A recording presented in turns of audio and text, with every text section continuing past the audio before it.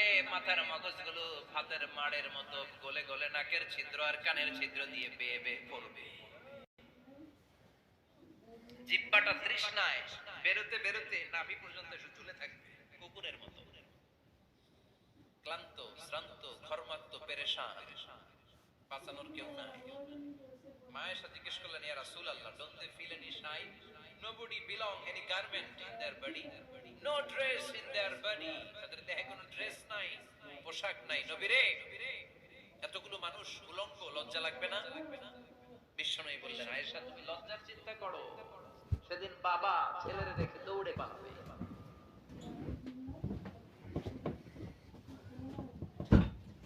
মানে কিয়ামতের দৃশ্যটা কিরকম হবে, এর নকশা খুব সংক্ষিপ্ত পরিসরে 11টা আয়াতে আল্লাহ তুলে ধরেছেন। আপনি মনোযোগ দিয়ে কানগুলো খরগোশের মতো খাড়া করে যদি কথাগুলো শোনেন, আপনার মনে হবে আপনি এখানে বসে কিয়ামত চোখে লাইভ দেখতেছেন। লাইভ আল্লাহ এমন ভাবে বলেছেন, সুবহানাল্লাহ পড়েন। আসুন আমরা সরাসরি কিয়ামতকে দেখে আসি, আসলে কিয়ামতটা কেমন। বর্ণনা করছেন কে? আল্লাহ। সূরার নাম হচ্ছে সূরাতুল কারিয়া। কি নাম? আওয়াজ করে উত্তর দিতে হবে। সূরার নাম আল কারিয়া। চিৎকার মেরে বলেন, সূরার নাম কি? আল কারিয়া। এটা মাক্কি সূরা। কি সূরা?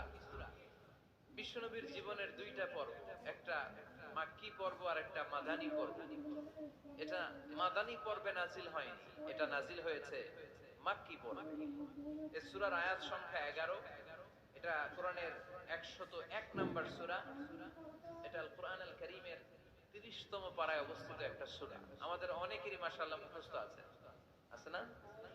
ইমাম সাহেব নামাজে প্রায় পড়ে, অনেকেরই মুখস্থ। শুনতে শুনতে কবে যে মুখস্থ হয়েছে আমাদের নিজেরাও জানি না। সুবহানাল্লাহ পড়ে।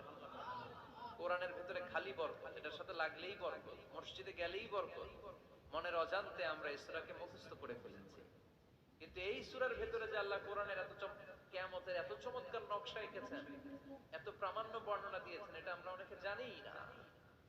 আসুন আমরা এই সূরার আলোকে দেখার চেষ্টা করি যে কিয়ামতটা কিরকম হবে।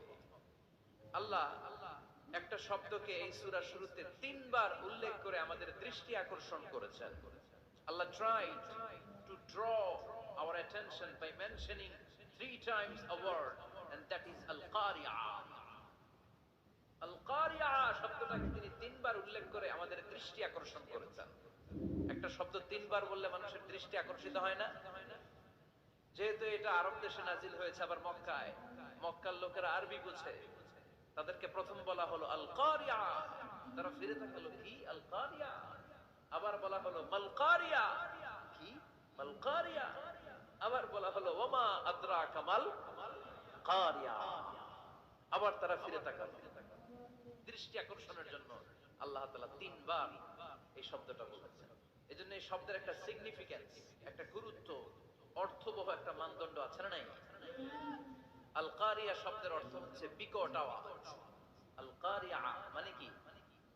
কথা বলেন, আরো জোরে বলেন। বিকট আওয়াজ। এই বিকট আওয়াজটা তৈরি করার জন্য আল্লাহ তাআলা একজন ফেরেশতা তৈরি করেছেন, যার নাম হচ্ছে ইসরাফিল। নাম কি? আমাদের মধ্যে অনেকের নাম কিন্তু আমরা ইসরাফিল রাখি, তাই না? ইসরাফিল আছে না নাই?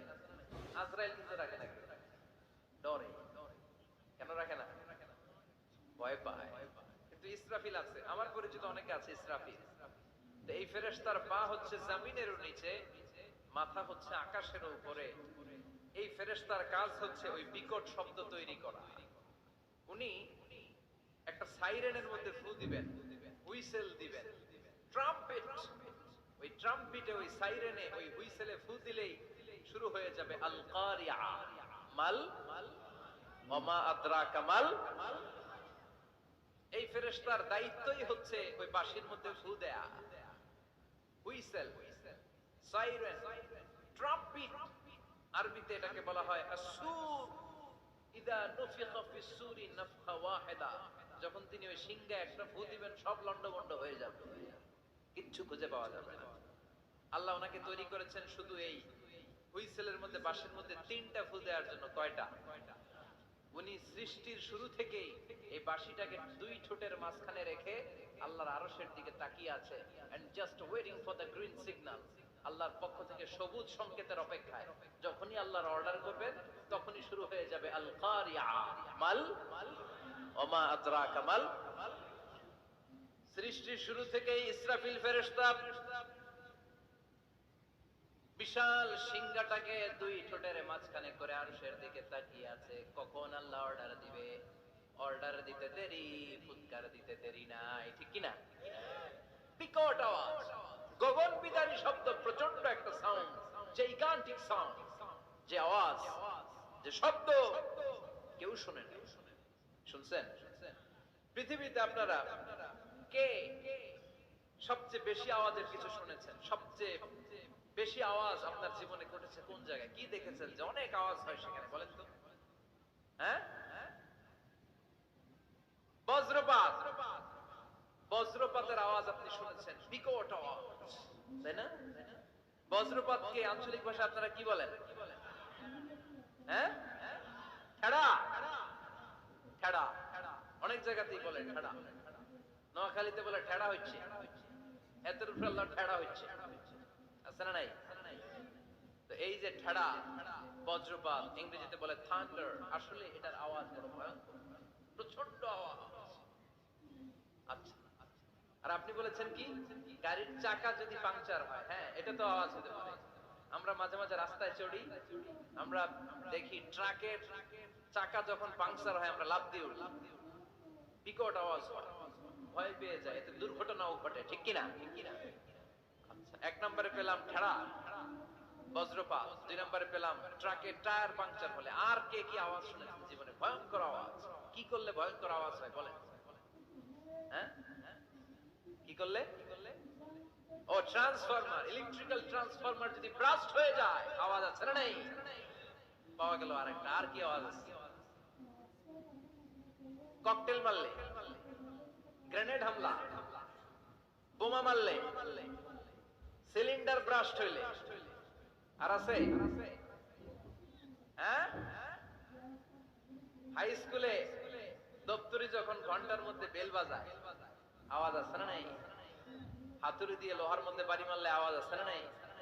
এগুলো হচ্ছে আমাদের ক্যাপাসিটিতে, হিউম্যান ক্যাপাসিটিতে আমাদের দেখা সবচেয়ে বড় আওয়াজ। কিয়ামতের দিন যে হবে আল কারিয়া, এই আল কারিয়ার আওয়াজ কি এই আওয়াজগুলোর মতো? চিল্লায় বলেন, এই আওয়াজের মতো।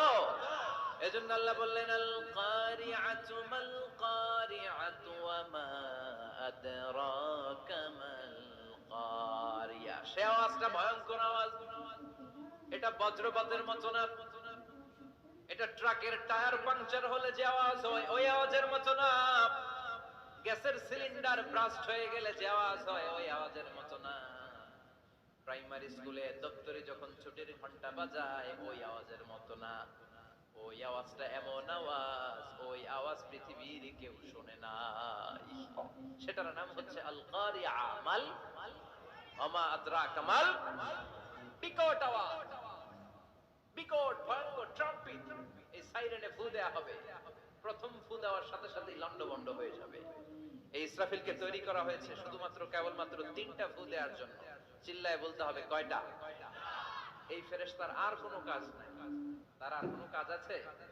ঠিক যে মুহূর্তে, এখন আমার ঘড়িতে বাজে 9:50, রাত 9:50, ঠিক এই মুহূর্তে যখন আমরা তাফসীর শুনছি, ঠিক এই মুহূর্তেও ইসরাফিল ফেরেশতা সিংহাটাকে দুই ঠোঁটের মধ্যে লাগিয়ে আল্লাহর আরশের দিকে তাকিয়ে আছে। ওই যে সৃষ্টি শুরু থেকে তাকিয়ে আছে, আজ অবধি তাকিয়ে আছে। যখনই গ্রিন সিগন্যাল আসবে মুহূর্তেই শুরু হয়ে যাবে আল কারিআ মাল ওয়া মা আদরাকা মাল। আল্লাহ বললেন সে আওয়াজটা হবে বড্ড ভয়ঙ্কর। প্রথম ফুৎকার যখন দেয়া হবে এটারে বলে নাফখাতুল ফাজাত।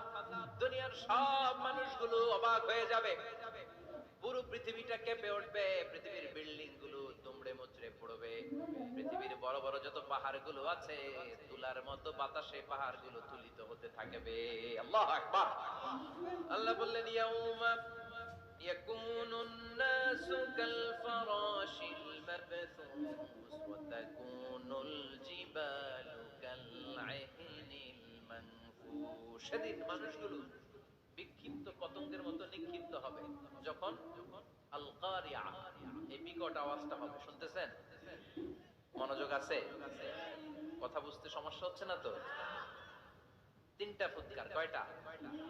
প্রথম ফুৎকার দেওয়ার সাথে সাথে মানুষগুলো বিক্ষিপ্ত পতঙ্গের মতো নিক্ষিপ্ত হবে। এই যে আরামসে বসে আছি, তখন আর বসে থাকা যাবে না। কে ধাক্কা খেয়ে কই চলে যাব টেরই পাওয়া যাবে না। আমরা এই যে বসে আছি এর কারণ হচ্ছে গ্র্যাভিটেশনাল একটা ল আছে, পাওয়ার। এটারে বাংলায় বলে মাধ্যাকর্ষণ শক্তি। কি শক্তি? কথা বলেন। কে আবিষ্কার করছে এটা? হ্যাঁ, কে?